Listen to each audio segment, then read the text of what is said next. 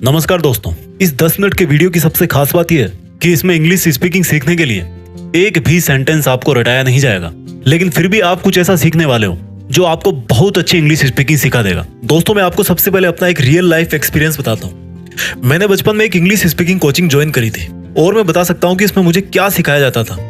उसमें सिर्फ रटना सिखाया जाता था। हम लोगों को डेली 10 सेंटेंस रटना पड़ता था और उन 10 सेंटेंस को रट करके हम एक रूम में बैठ करके उनको फिर बोल बोल करके प्रैक्टिस करते थे। लेकिन मुझे काफी लंबे टाइम के बाद में समझ में आया कि जिस बंदे से, जिस कोचिंग से मैं इंग्लिश स्पीकिंग सीख रहा हूँ, उसको सिर्फ पैसे लेने से मतलब है। वो पैसे लेता है, अपना कोर्स खत्म करवाता है और उसके बाद आप पे है कि आप उसको कैसे प्रैक्टिस में लेते हो, क्योंकि ये उसका बिजनेस था। हालांकि बहुत सारी अच्छी कोचिंग्स भी होती है। मैंने काफी लंबे टाइम के बाद में ये समझा कि एक ऐसा तरीका है जिससे कोई भी बंदा घर पर बैठकर एकदम फ्री में बिना कोई 1 रुपया दिए इंग्लिश स्पीकिंग सीख सकता है, वो भी एकदम हाई लेवल की। दोस्तों, आपको लाइफ में कितनी बार ऐसा फील होता है कि यार मेरे पास नॉलेज अच्छा है, मेरी पढ़ाई में मार्क्स भी अच्छे आते हैं, मैं ठीक ठाक दिखता भी हूँ, लेकिन इस इंग्लिश की वजह से मैं आगे नहीं बढ़ पाता, या इंटरव्यू में पास नहीं हो पाता, या लोगों को इंप्रेस नहीं कर पाता।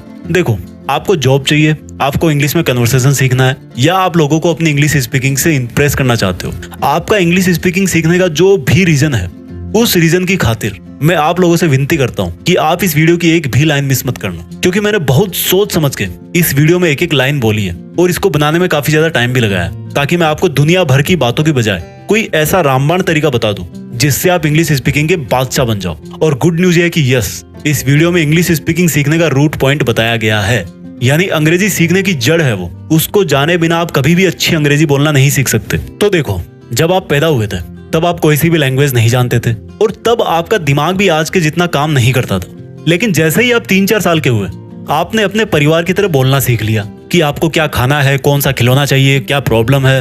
और सबसे बड़ी ताजुब की बात तो यह है कि हम में से किसी ने भी पैदा होते ही ना तो कोई स्पीकिंग कोर्स किया था और ना ही कोई स्पीकिंग के लिए कोचिंग ज्वाइन करी थी, लेकिन फिर भी हम उस उम्र में अपने परिवार की लैंग्वेज बोलना सीख गए। अब आज की बात करते हैं। इसमें कोई डाउट नहीं है कि आज आप बचपन से ज्यादा इंटेलिजेंट हो। आज आपके पास इंग्लिश स्पीकिंग कोर्सेज की कोई कमी नहीं है। आप बचपन से हर क्लास में इंग्लिश पढ़ते आए हो। और सबसे मेन बात कि आज आप दिन में कितनी ही बार इंग्लिश में ही अपना मोबाइल चलाते हो। तो अब सोच समझ के ये बताओ मुझे कि बचपन में ऐसा क्या था आपके पास जो आज नहीं है, और जिसकी वजह से आज आपके पास कैपेबिलिटीज और फैसिलिटीज ज्यादा होते हुए भी 10-12 साल से क्लास में इंग्लिश पढ़ते हुए भी जहां पर इंग्लिश बोलने की बात आती है वहीं पर घबरा जाते हो। और जब किसी दूसरे बंदे को इंग्लिश बोलते हुए देखते हो तो मन ही मन सोचते हो कि यार क्या मस्त अंग्रेजी बोल लेता है वो तो, और वहीं से फिर आप खुद को छोटा समझना चालू कर देते हो और ऐसा ही होता है, आपका कॉन्फिडेंस डाउन हो जाता है। तो अब सीधा मेन बात करते हैं कि यार ऐसा क्या करें कि इंग्लिश बोल के तबाही मचा दें। तो इंग्लिश सीखने के लिए मैं आपको सबसे पहले उस टाइम में लेकर के जाऊंगा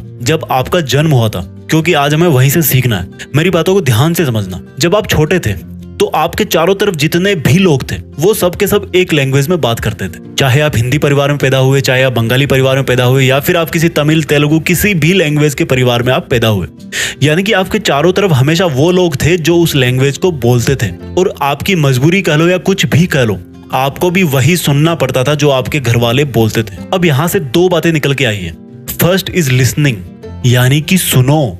एक बच्चा बचपन में पहले बातों को ध्यान से सुनता है, कई बार सुनता है, और वो कितनी बार सुनता है तब जाके वो उसको ठीक से एक बार बोलता है। आपने आज तक इंग्लिश ठीक से पढ़ी है लेकिन ठीक से सुनी नहीं है। आपने जब भी इंग्लिश में कोई मूवी देखी या न्यूज देखी तो हमेशा ये सोचकर उसको अवॉइड करने की कोशिश करी कि यार इसमें मजा नहीं आ रहा, हिंदी में देखता हूं। और वहीं से आपने इंग्लिश को इतना टफ मान लिया कि वो आपके सबकॉन्शियस माइंड में बैठ गया कि इंग्लिश सीखना टफ है। एक बार किसी बड़े म्यूजिशियन ने कहा था कि अगर आप म्यूजिक सीखना चाहते हो ना तो म्यूजिक को ठीक से सुनना सीखो, और जब आप सुनोगे तो 50% म्यूजिक आप ऐसे ही सीख जाओगे। सेम चीज आज हम यहाँ पर इंग्लिश स्पीकिंग में अप्लाई करने वाले हैं। इंग्लिश लिसनिंग, यानी कि ध्यान से अंग्रेजी को सुनना सीखो।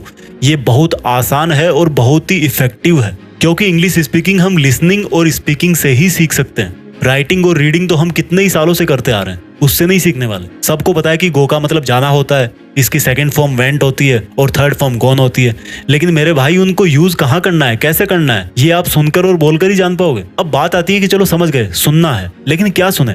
देखो, अगर आपको इंग्लिश मूवी देख रहे हो तो उसको इंग्लिश में ही देखो, उसकी दूसरी लैंग्वेज में डबिंग मत देखो।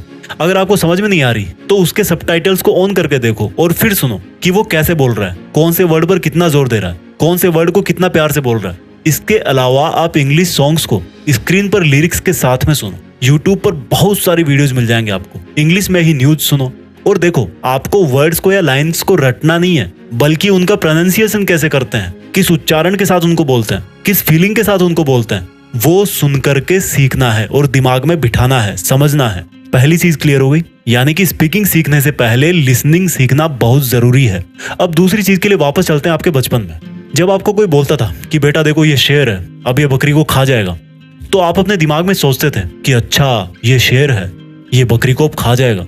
तो देखो, आपने उसी लैंग्वेज में सोचा और समझा। कभी ऐसा हुआ कि आपने बचपन में हिंदी में सुना, तमिल में सोचा और फिर फारसी में बोलने की कोशिश करी हो? नहीं होता ना। जिसमें आप सुनते हो उसी में सोचते हो और जिसमें सोचते हो उसी में बोलते हो। पर इंग्लिश सीखने में हम गलती क्या करते हैं कि जो लाइन हम सुनते हैं उसको हम अपने माइंड में हिंदी में ट्रांसलेट करते हैं और फिर समझते हैं, और जब बोलने की जरूरत पड़ती है तब भी सेम हम पहले हिंदी में सोचते हैं, उसमें ग्रामर, थर्ड फॉर्म, प्रीपोजिशन लगाते हैं और तब फिर उसको बोलने की कोशिश करते हैं। अगर आपने सही बोल भी दिया तो वो वाली फील नहीं आएगी, ऐसा लगेगा कि यार रटा हुआ है, या हो सकता है टाइम भी आपको बहुत लग जाए। यानी कि दूसरा जो पॉइंट है वो ये है कि थिंक इन इंग्लिश, अंग्रेजी में ही सोचो। जिस तरह से आप अभी मेरी आवाज सुन करके हिंदी में ही समझ रहे हो, उसी तरह से इंग्लिश को भी सुन करके इंग्लिश में ही समझना है। धीरे धीरे प्रैक्टिस करो, हो जाएगी। तो अभी तक आपने दो चीज सीख ली, यानी कि पहली है लिसनिंग, अंग्रेजी में सुनो, दूसरी है थिंक इन इंग्लिश, इंग्लिश में ही सोचो।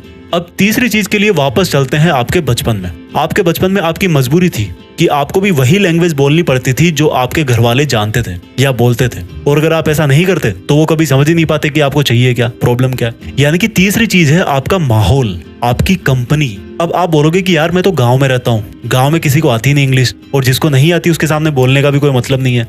तो आप क्या करो, आपके पास मोबाइल है, उसका वॉइस रिकॉर्डर निकालो और जो भी आप सोच रहे हो उसको बोलने की कोशिश करो और रिकॉर्ड करते जाओ। अपने मोबाइल का फ्रंट कैमरा ऑन करो और जो भी आपके मन में आए, जो भी आप सोच रहे हो, जैसा भी आप फील कर रहे हो, आपको जितनी भी टूटी फूटी इंग्लिश आती है उसमें बोलने की कोशिश करो, रिकॉर्ड करते जाओ। और आप हर एक हफ्ते बाद में ये चेक करो कि पिछले हफ्ते में कैसा बोल रहा था और आज मैं कैसा बोल रहा हूँ। जब आपको पता लगेगा कि यार मेरी इंग्लिश स्पीकिंग में इंप्रूवमेंट हो रहा है, तब आपका बहुत कॉन्फिडेंस बढ़ेगा। देखो, किसी मंजिल पे चढ़ने के लिए एक एक सीढ़ी से होकर जाना पड़ता है, ठीक है। और क्या कर सकते हो प्रैक्टिस के लिए? आजकल हर किसी के पास बात करने के लिए मोबाइल में अनलिमिटेड बैलेंस रहता है, तो आप अपना कोई ऐसा फ्रेंड ढूंढो जो इंग्लिश सीखने को लेकर सच में सीरियस हो, और उससे जब भी आप बात करो तो इंग्लिश में ही करो।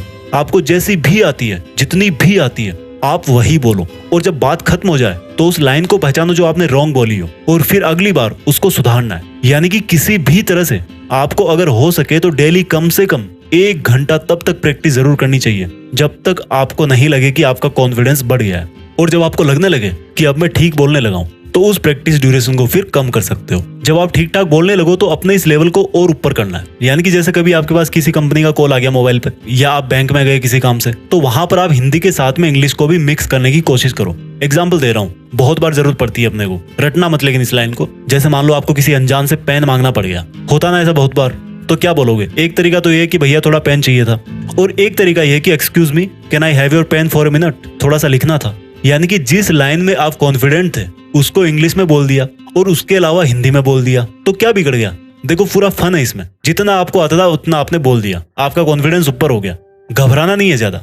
इस तरह से आप कहीं भी इंग्लिश स्पीकिंग का माहौल बना सकते हो। अब दोस्तों, बात करते हैं इस वीडियो के सबसे जरूरी पार्ट की, जो मुझे लगता है कि बताना बहुत जरूरी है, कि क्या अंग्रेजी सीखना वास्तव में जरूरी है।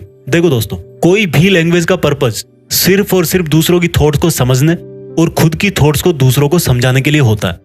आजकल बहुत सारे जॉब्स में आपने देखा होगा कि उसमें इंग्लिश स्पीकिंग कंपलसरी होती है, क्योंकि उन जॉब्स में उन लोगों से बात करनी पड़ती है जो इंग्लिश बोलना प्रीफर करते हैं या सिर्फ इंग्लिश ही जानते हैं। या मान लो आपको टूरिस्ट गाइड बनना है और कोई विदेश से आ रहा है, इंग्लिश ही आती है उसको, तो भाई आपको इंग्लिश आनी ही चाहिए।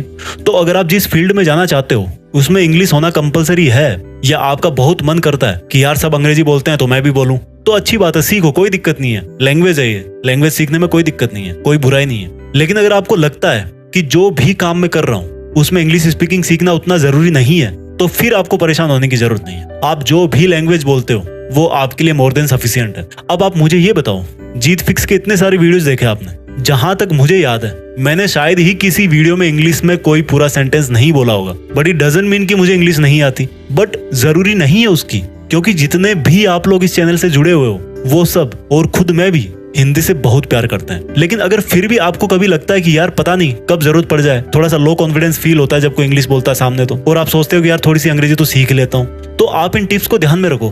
First is listening, second is think in English, and last but not least third one is the माहौल। भाई माहौल बनाओ, सीख जाओगे, लेकिन हिंदी से प्यार करना छोड़ना मत। जय हिंद, वंदे मातरम।